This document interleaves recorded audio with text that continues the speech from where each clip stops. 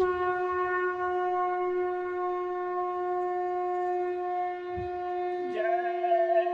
गुरुदेव। जय गुरुदेव। जय गुरुदेव। जय गुरुदेव। सतगुरु शांति वाले तुमको लाखों प्रणाम। सतगुरु शांति वाले तुमको लाखों प्रणाम। भक्तों के रखवाले तुमको लाखों प्रणाम। भक्तों के रखवाले तुमको लाखों प्रणाम। सुत प्यारा परिवार है जितने, सुत प्यारा परिवार है जितने, सबका प्रेम बतौर है सपने। सबका प्रेम बतौर है सपने। अंत समय को नहीं अपने, अंत समय को नहीं अपने। भव पार लगाने वाले तुमको लाखों प्रणाम। भव पार लगाने वाले तुमको लाखों प्रणाम। भक्तों के रखवाले तुमको लाखों प्रणाम। भक्तों के रखवाले तुमको लाखों प्रणाम।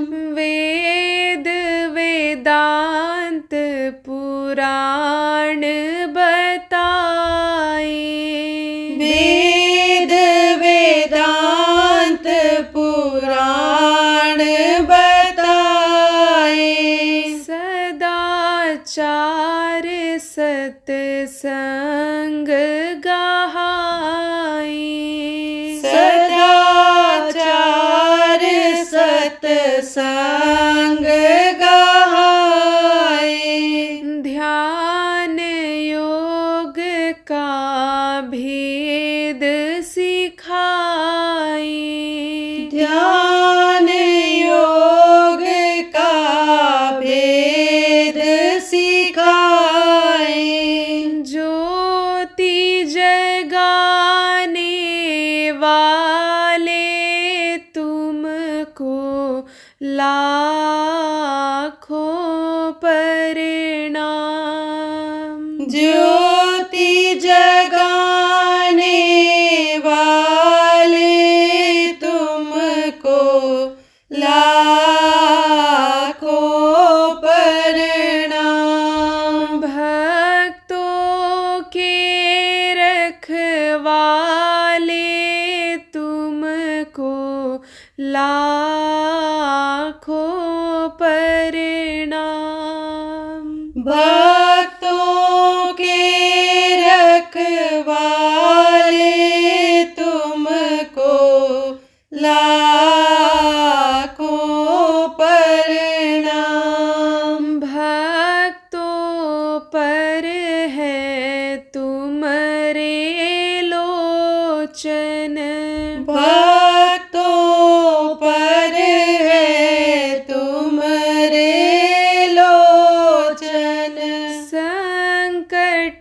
टारण शोक विमोचन संकट टारन शोक विमोचन गुरु तुम ही पापों के मोचन गुरु तुम ही पापों के मोचन शब्द भेद बताने वाले तुमको लाखों प्रणाम शब्द भेद बताने वाले तुमको लाखों प्रणाम भक्तों के रखवाले तुमको लाखों प्रणाम भक्तों के रखवाले तुमको लाखों प्रणाम दीनों की बिनती सुन लीजिए दीनों की विनती सुन लीजिए किंकर जान की कृपा कीजिए किंकर जान के कृपा कीजिए दर्शन अपना हरदम दीजिए दर्शन अपना हरदम दीजिए यम त्रास मिटाने वाले तुमको लाखों प्रणाम यम त्रास मिटाने वाले तुमको लाखों प्रणाम भक्तों के रखवाले तुमको लाखों प्रणाम भक्तों के रखवाले तुमको लाखों प्रणाम तुमको लाखों प्रणाम तुमको लाखों प्रणाम जय गुरुदेव जय गुरुदेव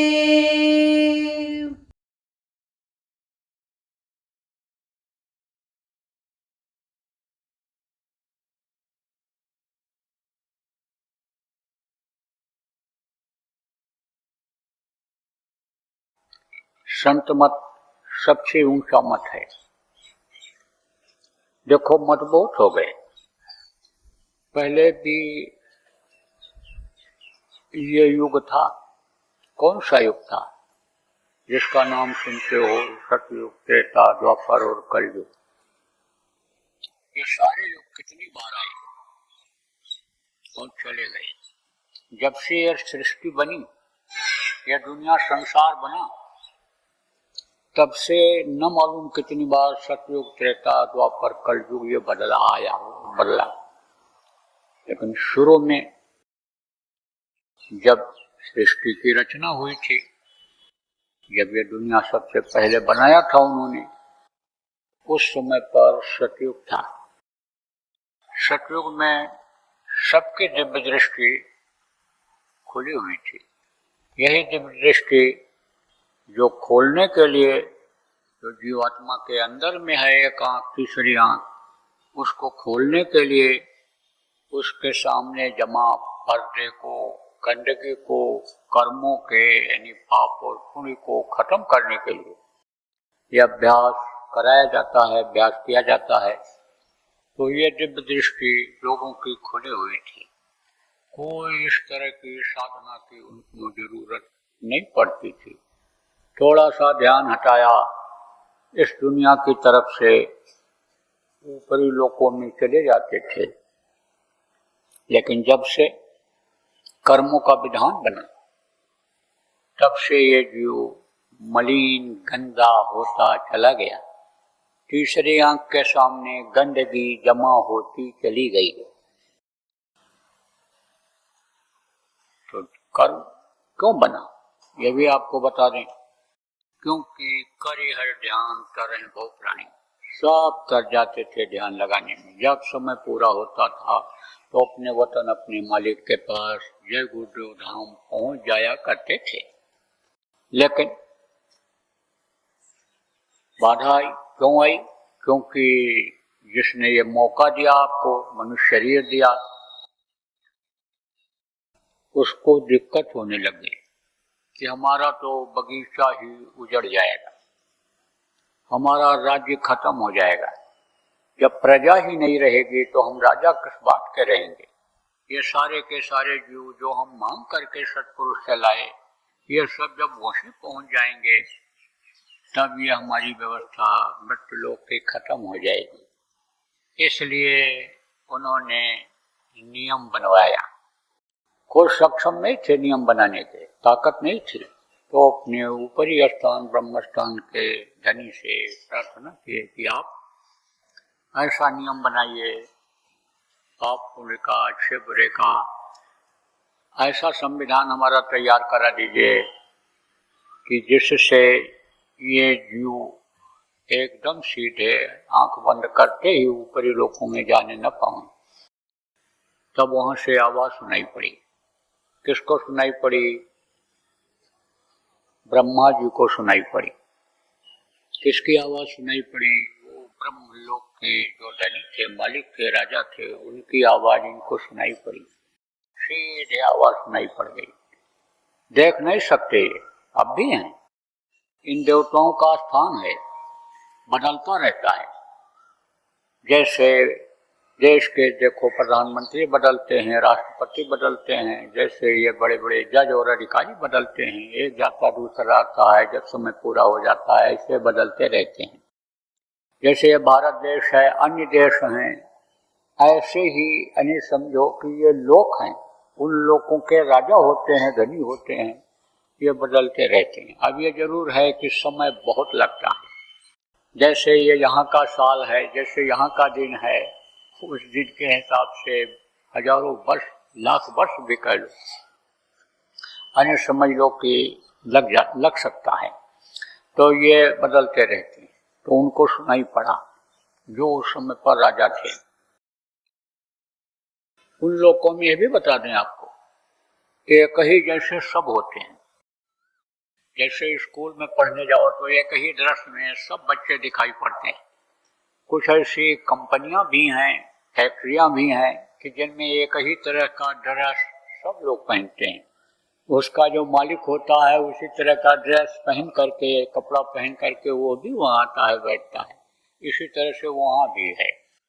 लेकिन कुर्सी पर जब वो बैठते हैं तब उसके मालिक जाने जाते हैं। जैसे कोई कल कारखाने का मालिक उसी तरह का कपड़ा पहने जैसे अन्य लोग कर्मचारी पहने हैं, लेकिन जब कुर्सी पर बैठेगा, अपनी मालिक की कुर्सी पर बैठेगा, तब वो मालिक मान लिया जाता है। इसी तरह से वहां भी है। तो उनको सुनाई पड़ा। किसको सुनाई पड़ा? ब्रह्मा जी को। और हुक्म हुआ। किसका हुक्म हुआ? पिता का। इनके पिता कौन है? ब्रह्मा, विष्णु, महेश, ये तीन देवों के पिता कौन है? माता कौन है? आद्या महाशक्ति जिनको कहा गया, वो इनकी माता हैं। और पिता जिनको ईश्वर, मुसलमान फकीरों ने खुदा कहा, यानी समझो कि स्पिरिचुअल मास्टर ने गॉड कहा, ये उनके पिता हैं। संतों ने उनको काल भगवान कहा, आपके समझो वो इनके पिता हैं, तो उनका इनको आदेश हुआ। देख नहीं सकते, न उस समय देख पाए थे, दोनों को नहीं देख सकते थे, लेकिन आवाज पहचान में इनको आती थी। तो पिता ने आदेश दिया कि जाओ, यानी अब तुमको जो आवाज सुनाई पड़ रही है उसको जो मृत्यु लोक में ऋषि मुनि हैं, योगी हैं, जो तपस्या कर रहे हैं भगवान के दर्शन के लिए, उनको सुनवा दो और उनको आदेश दे दो कि वो जनता को सुना दें कि ये कानून बन गया है। जैसे भारत देश कहाँ से चलता है, दिल्ली में चलाने वाले हैं, वहाँ कानून बनाते हैं, वहाँ से आदेश होता है किसको, कलेक्टर को, कलेक्टर आदेश देता है किसको कि जो यानी अधिकारी उनके नीचे के होते हैं कि जाओ इनको ये ऐलान करा दो, जनता को बता दो कि दफा 144 सब जगह लग गई है, सब जगह पर यानी समझो कर्फ्यू लग गया है, सब जगह पर ये नियम लागू कर दिया गया है, प्रजा को बता दो, जनता को बता दो। ऐसे ही उनका आदेश हो गया कि लोगों को बता दो, समझा दो। अब जो उनको सुनाई पड़ा उसको वो लिखते चले गए। किस पर लिखे, उस समय पर तो भोजपत्र था। भोजपत्र किसको कहते हैं, पेड़ की छाल को। और पेड़ को कब काट देते हैं तो किसी किसी पेड़ से रंगीन पानी निकलता है, उसी से लिखा उन्होंने। कितनी मेहनत किया होगा। तो जो आयतें उतरी, जो आवाज उनको सुनाई पड़ी, उसको लिख लिया, वही हो गया वेद। संस्कृत में लिखा गया था, संस्कृत ही भाषा शुरू में थी। एक ही धर्म था, मानव धर्म, इंसानी मजहब ही एक था। अब तो बहुत हो गए, भाषा ऐसी हो गई, जातियां ऐसी हो गई, धर्म ऐसे बन गए कि एक दूसरे को पिछाड़ने के लिए, एक दूसरे को नीचा दिखाने के लिए, मान सम्मान के लिए, इज्जत के लिए, देखो लोग मर रहे हैं, मिट रहे हैं, हो हल्ला कर रहे हैं, तोड़ फोड़ कर रहे हैं, ज्ञान तक दे रहे हैं। यह अज्ञानता नहीं है और क्या है, ये अज्ञानता है, न जानकारी में ऐसा हो रहा है, नहीं करना चाहिए। तो संस्कृत उस समय पर थी भाषा, उसमें लिख दिया। फिर उसके बाद उसी के पुराण बन गए, शास्त्र बन गए, और उन्हीं चीजों को फिर जब संत आए तो उन्होंने अपनी किताबों में लिख दिया। सारा संविधान बना हुआ है मनुष्य का जीने का, रहने का, खाने का, गृहस्थ आश्रम का धर्म, राजधर्म, सब उसमें लिखा हुआ। अब कोई पढ़ नहीं पाता है, समझ नहीं पाता है, कोई पढ़ाने समझाने वाला नहीं मिलता है, तो लोग भटक रहे हैं। तो समझो कि उसमें कर्मों का विधान बना, उसने बना दिया है, तो ये जीव फंसने लग गए। तो जो 1 लाख वर्ष की उम्र आदमी की होती थी वो कम हो गई। उम्र को आदमी खुद चाहे बढ़ा ले, खुद चाहे कम कर ले। कहा गया बैठे 12, चले 18, सोवे से 36, रच क्रिया से दूनी हो गई। कह गए कब जबकि बैठने में कम खर्चा होता है, चलने में ज्यादा होता है। क्या, श्वास, श्वास ही से तो आदमी जिंदा रहता है। श्वास लेता है, श्वास खींचता है, एक नाक से, कल आपको बताया गया था, अच्छी हवा अंदर जाती है, दूसरे नाक से गर्म हवा निकलती है, तो यह है श्वास। तो समझो श्वास को ज्यादा कोई खर्च करता है तो उम्र जल्दी खत्म हो जाती है। तो बैठने में कम खर्चा होता है, चलने में ज्यादा होता है, सोने में और ज्यादा होता है, और भोग में यानी समझो सबसे ज्यादा खर्चा श्वासों का होता है। तो देखो जो प्राणों को खींच लेते थे, बहुत दिन तक जिंदा रहते थे, श्वास को खींच लेते थे, शरीर उनका छूट जाता था, तो समझो ये शून्य हो जाता था, तो ये श्वास यानी ये बच जाते थे, उम्र ज्यादा होती थी। तो 1 लाख वर्ष की उम्र सतयुग में थी, लेकिन युग बदला, परिवर्तनशील संसार है, यहाँ बदलाव होता रहता है। देखो अभी अंधेरा है, सूरज निकलेगा उजाला हो जाएगा, दोपहर हो जाएगी, शाम होगा, रात होगी, फिर दूसरा दिन लगेगा। उम्र इसी तरह से कम होती जाती है आदमी की। बच्चा रहता है, जवान होता है, बुढ़ा होता है, दुनिया संसार से चला जाता है। देखो ये अभी आज कौन सी तिथि है, पूर्णिमा है, कौन सी पूर्णिमा है, ज्येष्ठ पूर्णिमा है, कल से आषाढ़ लग जाएगा, फिर उसके बाद सावन आ जाएगा, भादो, ये बदलाव होता रहता है। तो युग बदला, सतयुग गया, त्रेता आया, त्रेता में उम्र कम हो गई, त्रेता में उम्र केवल 10,000 वर्ष की रह गई। अब वो भी बदला। उस समय तक त्रेता में लोग क्या करते थे, अष्टांग योग, हठ योग, कुंडलिनियों को जगाना, प्राणायाम का करना, ये क्रिया करते थे। अब आप जिनको सत्संग नहीं मिला है, नहीं मिलता है, और सीधे साधे लोग, गांव के लोग हो, नहीं पहुंच पाते हो, उनको बता देता हूँ कि प्राणायाम क्या है, प्राणों को खींचते कैसे हैं, प्राण कैसा है, प्राण किसको कहते हैं, ये भी बता देते हैं आपको। कल कहा भी था, थोड़ी सी रचना बता दूंगा। शरीर देखो, आज पूर्णिमा है, तो पूर्णिमा का दिन बड़ा ही खुशहाली का दिन होता है। पूर्णिमा के दिन आप ये समझो कि चंद्रमा अपनी पूरी कला में रहता है। कला किसको कहते हैं, कहते हो ना, कलाकार हैं, जानकार हैं। जो जानकार होता है उसी की कीमत होती है, उसी की पावर होती है।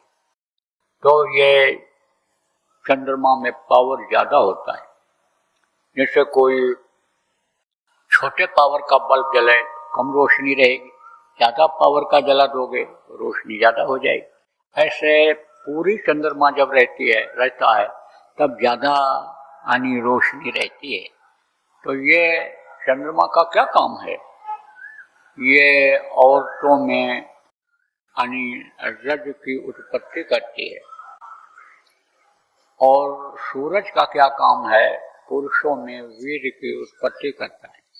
शुरू में समझो कि जब इस मनुष्य शरीर की रचना हुई, मनुष्य बना, तो इसी से बना था, इन्हीं दोनों से बना। अब ये देखो कि चंद्रमा जो होता है शीतल होता है। पूर्णिमा के दिन कोई भी यानी समझो महीना रहेगा, तो उस दिन थोड़ी राहत लोगों को महसूस होती है, ठंडी महसूस होती है, अन्य दिनों की अपेक्षा शीतल होता है। और जो सूर्य है वो गर्म होता है। तो जैसे बिजली का गर्म तार और ठंडा तार मिलाओ तो उसमें क्या होता है, चिंगारी निकलती है, जिसको इंग्लिश में स्पार्क करना बोलते हैं, स्पार्क करता है। इसी तरह से रज और बीज जब मिलता है तो वो एक तरह से स्पार्क करता है, अपना असर जताता है। तो ये दोनों मिल जाते हैं। दोनों जब ये मिल जाते हैं तो एक अलग मसाला तैयार हो जाता है। तो माँ के पेट में यानी समझो रज और बीज जब इकट्ठा होता है, उसी से बच्चे का बनना शुरू हो जाता है। अब ये 6 तरह की शक्तियां होती हैं माँ के अंदर, जन्म, अष्ट, परिणामी, वृद्ध और क्षीर। जन्म शक्ति का काम क्या होता है, रज और बीज को मिला देना। अष्ट का काम क्या होता है, उसके हिस्से अलग कर देना। परिणामी शक्ति का काम क्या होता है, उसके ऊपर पर्दा लगा देना। वृद्ध शक्ति का काम क्या होता है, उस बीज को, उस पिंड को बढ़ा देना, हवा के जरिए बढ़ाता है। यह जल, पृथ्वी, अग्नि, वायु और आकाश, इनकी जरूरत बच्चे को बनने में माँ के पेट में जरूरत पड़ती है। अब आप कहोगे चारों तरफ से बंद रहता है, वहाँ कहाँ हवा जाती होगी। माँ जो हवा लेती है उससे बच्चे को हवा मिलता है। माँ जो जमीन पर चलती है उससे तत्व मिलते हैं बच्चे को बनने में। जो आसमान के नीचे चलती है उस आसमान का यानी असर उसको मिलता है। आग से जब बदन उसका गर्म होता है, धूप से, सूरज से गर्म होता है, तो उसका असर उस पर बच्चे पर जाता है। हर चीज का असर जाता है, खाने पीने का असर जाता है। देखो ये जो माताएं हैं, बहुओं के पेट में जब बच्चा आता है तो वो बता देती हैं कि ये गर्म चीज मत खाना, ये ऐसी चीज मत खाना कि बच्चा खंडित हो जाए, निकल जाए, बता देती हैं। अब पुरुषों से दूर रहना, पुरुष के बाद अपने पति के पास मत सोना, बच्चा पैदा करने वाला कोई भी काम मत करना, साफ साफ बता देती हैं। और जो ये माताएं जिनके पेट में बच्चा रहता है वो परहेज जब कर ले जाती हैं और इन चीजों को खुली हवा जैसे है मिलती है, तो वायु उनको मिलता है, ये सारे तत्व जो प्रकृति में है मनुष्य शरीर के लिए, वो जब उनके पास रहते हैं तो बच्चा बढ़िया ठीक से बन करके बाहर निकल आता है। तो ये तत्व अंदर में यानी काम करते हैं। तो हवा से क्या करता है वृद्धि शक्ति, तो पिंड को बढ़ा देता है। जन्म मत परिणामी भेद। और छीड़ किसको कहते हैं, अलग करने का, अंग बना देने को छीड़ कहते हैं। और मृत्यु किसको कहते हैं, मृत्यु उसको कहते हैं कि जो बाहर निकाल देता है। आप ये समझो कि माँ के पेट के मृत्यु की शक्ति बच्चे को बाहर निकालती है। अब मृत्यु शक्ति कभी जब ज्यादा हो जाती है तब क्या होता है, तब बच्चा जल्दी माँ के पेट से बाहर निकल जाता है, लेकिन कमजोर रहता है। और ज्यादा पहले अगर निकल गया तो समझो जिंदा नहीं रहता है, क्योंकि शरीर के अंग जिंदा रखने वाले जो हैं ठीक से बन नहीं पाते हैं, इसलिए जिंदा पे नहीं रहता है। तो आप ये समझो लूला लंगड़ा अंधा क्यों हो जाता है, माँ की कमी की वजह से रह जाता है, उसके आचार विचार में कोई कमी रह जाती है। बुद्धि में कमी क्यों रह जाती है, क्योंकि उनकी बुद्धि खुद सही नहीं रहती है, उनके विचार अच्छे नहीं रहते हैं, भावना उनकी अच्छी नहीं रहती है। इसीलिए तो कहा जाता है कि सुमिरन ध्यान भजन बच्चियों को कराने की आदत डालो, कि जिससे जब उनके पेट में बच्चा आवे तो भी वो सुमिरन ध्यान भजन करती रहें और बच्चा यानी समझो सही से बन जाए।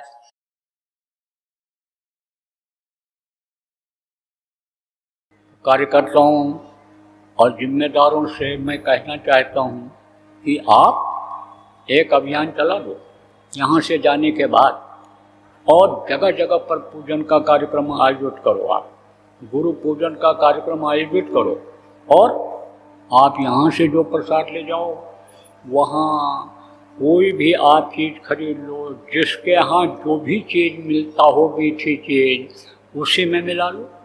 हम कहते हैं आप रेवड़ी खरीद लो, कहते हैं आप चिरौंजी खरीद लो, कहते हैं बतासा खरीद लो, और मान लो दक्षिण भारत में या किसी प्रांत में वो बनता ही ना हो तो आप कहाँ से लाओगे। तो जो चीज़ जहाँ पर हो, किसी भी मीठी चीज़ में आप इसको मिला देना, दो दाना और बांट देना। कुछ भी ना मिले तो पानी ले लो और पानी में ही दो दाना डाल दो और पानी ही थोड़ा थोड़ा दे दो प्रसाद के रूप में। तो ये गुरु महाराज का यह प्रसाद ये अपना असर जताने ही देगा, अपना असर जताएगा, खाली नहीं जाएगा। ये ऐसा तीर है कि कभी भी ये चूकेगा ही नहीं, ये तो अपना शिकार करेगा ही। कौन सा शिकार करेगा, आदमी मारने का नहीं, बुराइयों को खत्म करने का, अच्छाई लाने का। यह शिकारी है, ये प्रसाद शिकार करेगा, लोगों को अच्छा बनाएगा, लोगों का दिल दिमाग भावना बदलेगा। तो आप इसका अभियान चलाओ। जय गुरुदेव।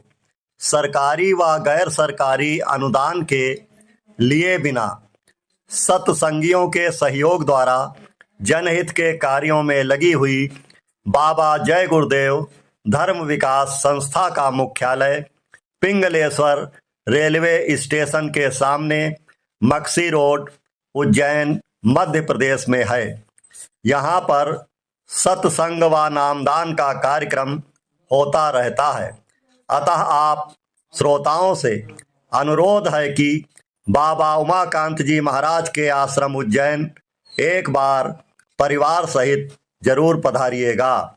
आपके सुझाव के लिए व्हाट्सएप नंबर 9575600700। जय गुरुदेव।